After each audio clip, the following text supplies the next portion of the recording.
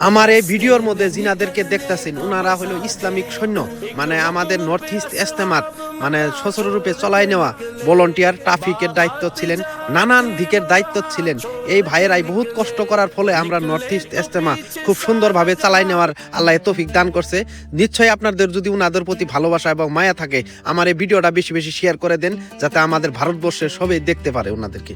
আসসালামু আলাইকুম ইসলাম দরদি ভাই এবং বোনেরা, আপনারা কেমন আছেন? নিশ্চয়ই ভালো আছেন। তো আপনারা তো সবই অবগত 25, 26, 27 তারিখ পর্যন্ত নর্থ ইস্ট ইজতেমা হয়ে গেল।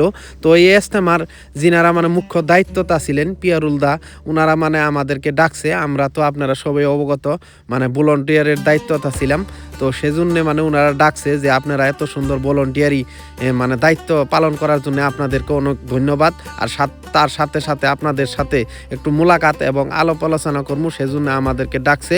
তো অলরেডি আমার হালিম ভাই, শহীদুল ভাই, জিয়াউর ভাই যায় বই হয়েছে ওই জায়গায়।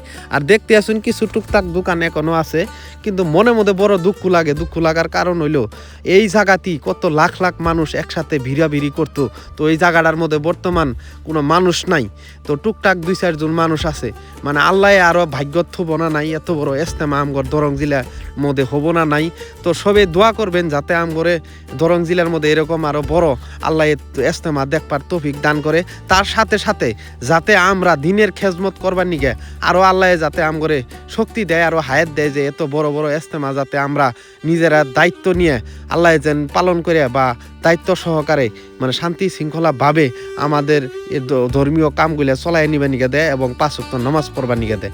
ইনশাআল্লাহ যে মসজিদের মধ্যে আসলাম, আসার বাদে আমাদের পিয়ারুল দা মানে এই ইজতেমার মধ্যে মানে পিয়ারুল দার কথা কি বলবো, উনি যে কষ্ট করছে, উনার পিয়ারুল দা আর মনসুরুল দা এই দুইজনের কষ্টর ফলে আমাদের নর্থ ইস্ট ইজতেমা মানে সফলভাবে পালন হয়েছে। কারণ কিসের জন্য উনারা যেভাবে কষ্ট করছে উনাদের কথা না বললেই হয় না। কারণ কিসের জন্য উনারা বাড়ির কাম কাজ বাদ দিয়ে আমগর মানে জুনে বহুত কষ্ট করছে, দিনের খেজমত করছে। হয়তো আমরাও টুকটাক করছি, করলে কি হবো, উনাদের তুলনাত আমাদের মানে হিসাবেই আসি না। তো যাই হোক, তার সাথে সাথে এই যে জিনারা বই হয়েছে সামনে ভাইরা, ইনারা একজন করে ইসলামিক সৈন্য। কারণ কিসের জন্য 3 দিন যে নর্থ ইস্ট ইজতেমা হয়েছে, এই ইজতেমার মধ্যে ঘুম জায়গায় রাত মানে রাতের রাত কোনাই দিনের দুন বলে নাই, খায়া না খায়া ওনারা প্রচুর পরিশ্রম করছে। পরিশ্রমের ফলে ইনশাআল্লাহ কোনো বাধা বিঘ্নি বা কোনো ডিস্টার্ব ছাড়াই ইনশাআল্লাহ 3টা দিন ইসলামিক কাম চলে গেছে। তো ওনাদেরকে অসংখ্য ধন্যবাদ জানাই যে ওনারা এত কষ্ট করছে বা টাইম দিছে। তো ফাইনালি এখনকার মানে মুনাজাত হয়ে গেল। মুনাজাতের পরে আমরা সবাই মিলে একসাথে 2 মুঠ খাবার খামু ইনশাআল্লাহ। এই যে মুনাজাত হইতেছে, আর আমগর জন্য সবাই দোয়া করবেন যাতে এরকমভাবে আমরা আরও ভবিষ্যতে বহুত সুন্দরভাবে বড় ইসলামিক প্রোগ্রামগুলো আমরা সুন্দরভাবে সচররূপে পালন করে নিয়ে যেতে পারি। আর দেখতে শুনি এখন আমরা খানা খামু।